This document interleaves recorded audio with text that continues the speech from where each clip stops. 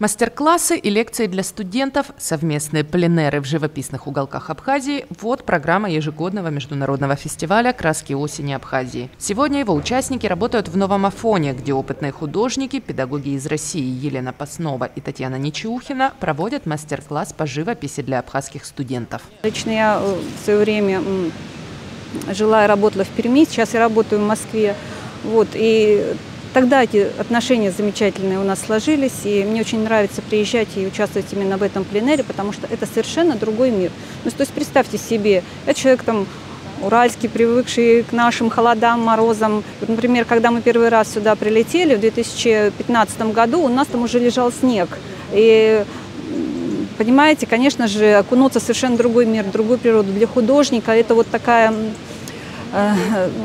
замечательная практика, когда ты меняешь палитру, меняешь цветовые отношения, тональные отношения. Здесь все другое, другой цветовой мир. Так, здесь все замечательно. Единственное, что может быть что-то немножко с перспективкой, а вот тут вот молодец, все хорошо построила. Посмотри вот эту часть, перспективу. Здесь что-то меня, может быть, вот эта линия не на месте, чуть-чуть ее надо опустить. Вот здесь.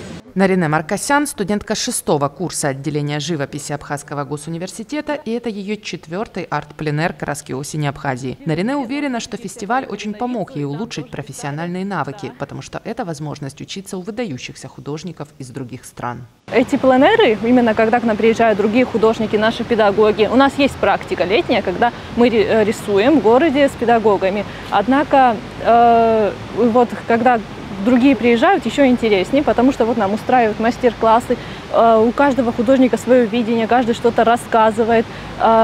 И информацию ты знаешь, но всегда что-то новое тоже узнаешь. Также проводятся же лекции всегда разные, именно по живописи, по дизайну и так далее.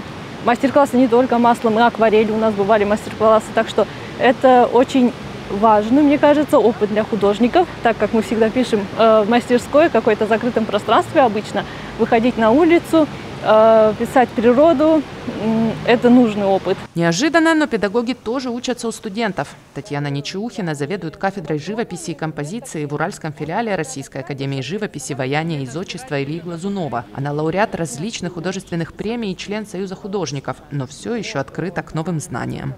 Знаете, приезжаешь всегда, как поделиться опытом, но на самом деле больше берешь даже, если честно. Всегда кажется, что ты мудрее кого-то, оказывается не так. И это тоже ваши студенты.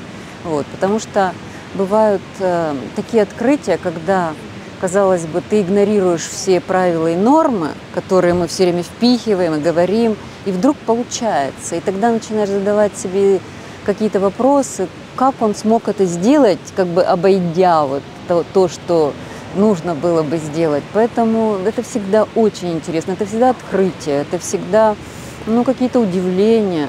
И с каждым годом это прямо заметно, что студенты тоже, они становятся более активные, более раскрепощенные, более свободные в письме.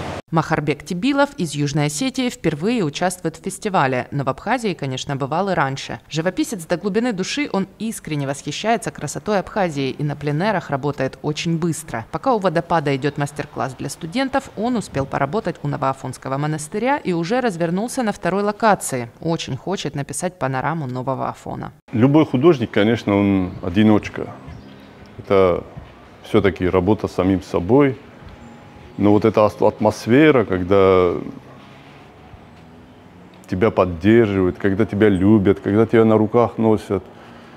Мне даже неудобно, мне стоит заикнуться о чем-то, и мне сразу уже несут, летят, холст приносят, краски, все подносят. Прямо чувствую себя каменщиком высшей квалификации, которого подмастерья, которого эти всякие, не знаю, помощники. Я могу даже зазнаться и подумать, что я в самом деле художник. Еще один день остается у участников фестиваля для работы в поле. Уже в воскресенье все созданные за прошедшую неделю работы пройдут строгий отбор, и лучшие из них будут представлены на итоговой выставке, которая откроется 20 октября в Абхазском государственном университете. Надежда Боровикова, Владимир Капуза, Абаза ТВ.